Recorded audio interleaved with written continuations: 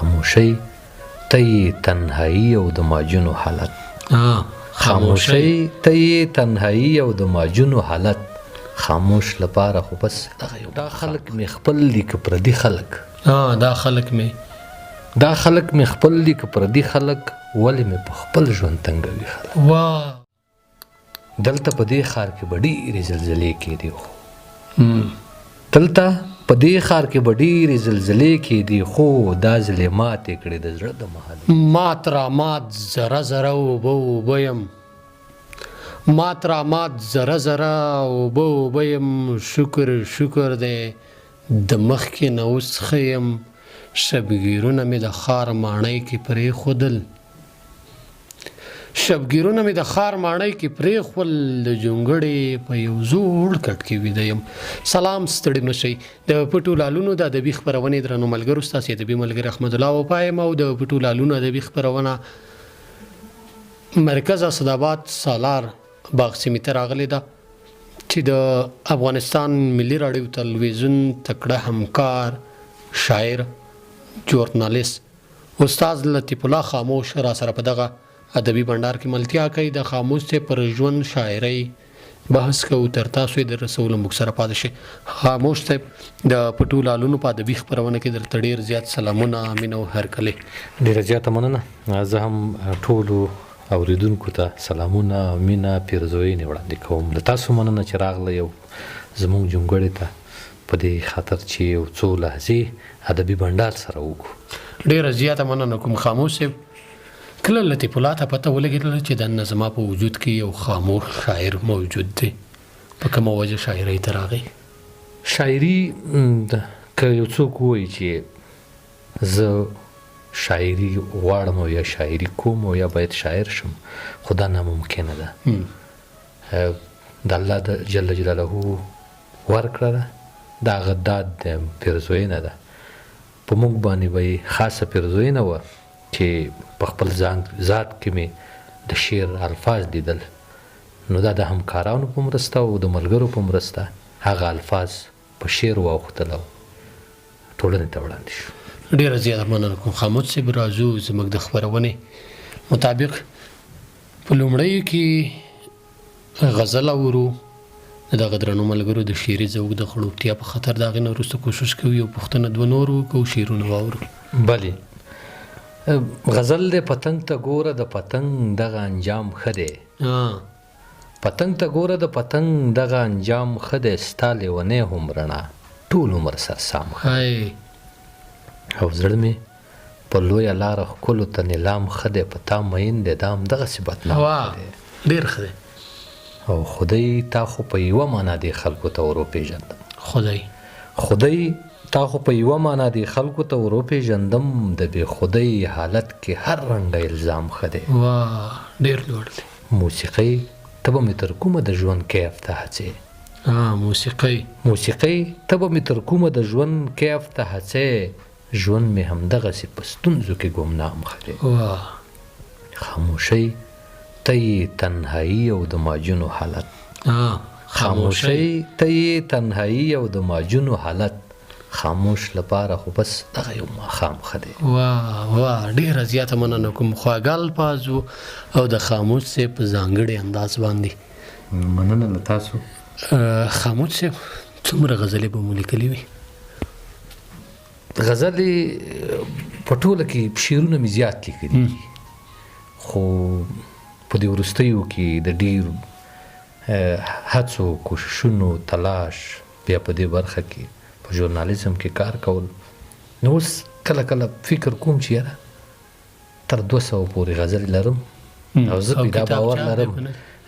کتاب ټولګه زما د شعري ټولګې شور د خاموشۍ په نوم باندې چې دکې یو غزل دی، نو بیا ملګرو انتخاب کړی، ټول کمپوز ډیزاین هر څه شوي دي، خو دومره د زه په دې فکر کې یم چې کتاب چاپ کوم باید زه دومره وخت ولرم چې دغه که نور د کابل په شمول دغه د مشرقي یا د ختیځ ځینو ولایتونو کې مخکتنې غونډې ونیسم، نو صرف په همدغې ورځې ته انتظار یم چې لږ وخت پیدا کړم. بس خدای دې وکړي چې ستاسې دغه د شاعرۍ مجموعه د غزلونو کتاب زر تر زره مارکیټ ته راشي د غدرانه مینوال ستاسې له خوږې شاعرۍ خوند واخلي. راځو په دغه برخه کې 2-3 غزل مسلسل اورو. غزل دی دا خلق می خپل دي که پردي خلق. دا خلق می خپل دي که پردي خلق، ولې مې په خپل ژوند تنګوي خلق. واه دا خلق می خپل دي که پردي خلق، ولې مې په خپل ژوند تنګوي خلق. ماته د زما نیمګړتیا نه ښایي، ماته د زما نیمګړتیا نه ښایي، ژوند د تېروتنې خو کوي خلق. یا د محبت ناکامۍ څه وکړم، یا د محبت ناکامۍ څه وکړم، ستا په سر مې بد یادوي خلق. کلي ته به دا کیسې هم ورسي، کلي ته به دا کیسې هم ورسي، ښار دی ورته هر ځای نه راځي خلک. ته بیا ووایه کلي ته به دا کیسې هم ورسي، ښار دی ورته هر ځای نه راځي خلک. او اوس دې هم زما یادونه نه پرېږدي، اوس دې هم زما یادونه نه پرېږدي، هر سهار خبر راته راوړي خلک. اوس هغه خاموش نه یمه پیر یمه، اوس هغه خاموش نه یمه پیر یمه، کړي مې په غزل کې موریدي خلک. دا خلک مې خپل دي که پردي خلک، ولې مې په خپل ژوند تنګوي خلک. ډېر عالي غزل. مننه. بل غزل هم اورو. غزل دی ماتې شوې زما د ارمانونو شیشې، ماتې شوې زما د ارمانونو شیشې، په ژوب له ګوتو ټولوم د زحمتونو شیشې. دلته په دې ښار کې به ډېرې زلزلې کېدې، دلته په دې ښار کې به ډېرې زلزلې کېدې، خو دا ځلې ماتې کړې د زړه د محلونو شیشې. او بیا د ګناه تکرار ښه نه دی، خو زه هسې وایم، بیا د ګناه تکرار ښه نه دی، خو زه هسې وایم، په ماشومتوب کې ما ویشتي د جوماتونو شیشې. او مخکې ګناه پسې توبه او بیا تر پایه توبې، مخکې ګناه پسې توبه او بیا تر پایه توبې، اوس هر چا مخکې دي د خپلو عملونو شیشې. او یې خاموش کولی دي د تیرو ګناهونو شیشې، رڼا به هم ویني د ټولو ثوابونو شیشې.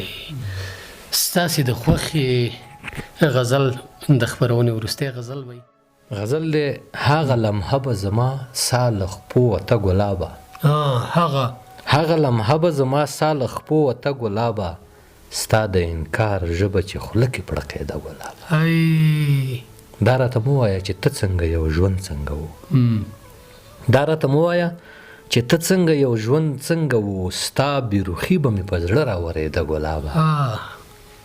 نه زه دا نه وایم چې تا نه به خفه یم، خو نه زه دا نه وایم چې تا نه به خفه یم، خو بده وینا به دې هر وخت را رسېده ګلابه. زموږ کار څه و، موخه څه وه، زموږ کار څه و، ژوند څه و او موخه څه وه، نو بیا مو ولې دا رشته نه ټینګېده ګلابه. بیا ووایه، دې بیرته توجه غواړم. زموږ کار څه و، ژوند څه و او موخه څه وه، نو بیا مو ولې دا رشته نه ټینګېده ګلابه. ما په زیارت کې دعاګانې ستا لپاره وکړې، ما په زیارت کې دعاګانې ستا لپاره وکړې، ګنې و چېرته مې زیارت ته عقیده ګلابه. نوې تصویر. او په دې خفه مو شي، خاموش مې شرط ونه منو، خو په دې خفه مو شي، خاموش مې شرط ونه منو، خو ستا په یو شرط زما پښتو کچه کېده ګلابه. ته بیا ووایه دا مقطع. په دې خفه نه شي، خاموش مې شرط ونه منو، خو ستا په یو شرط زما پښتو کچه کېده ګلابه. مننه. ډېره زیاته مننه کوم خاموش صاحب چې وخت مو راکړو، خوږې غزلې مو راډالۍ کړې. په وروستۍ کې دغه درنو ملګرو ته کوم لنډ پیغام لرئ؟ ډېره زیاته مننه له تاسو. بیا م وایم څه رقم چې زموږ په پښتني ټولنه کې د میلمه پالنې دود دی، هغه مو نه شو کړی. مننه کوم ستاسو مینې نه چې تاسو راغلی او زموږ دغه جونګړې ته، په ټوله کې د شعر مینوالو ته، د هنر خاوندانو ته، هغه خلک چې واقعي په دغه کې برلاسي چې شعر ولیکي، الفاظ ولیکي، تر هر څه سوله خو زموږ دپاره اړینه ده. خو راځئ په خپل شعر کې دغه د مینې پیغام زموږ دغه پښتني ټولنه کې ګوډ دغه ځوان لیکوال، خوږ ژبې ژورنالیست او درون استاد لطیف الله خاموش چې خوږې غزلې خوږې خبرې او په وروستۍ کې دغه دروند پیغام واورېدو په دې هیله چې دغه ادبي خپرونه د نورو خپرونو په څیر ستاسې خوښه شي د ملګرو سره یې شیر کړئ یو ځل بیا چې ستاسې درانه چوپړ کې حاضرېږم تر هغې مو په پاک رب سپارم ښه وخت ښې شي وي د لوی الله په امان مننه.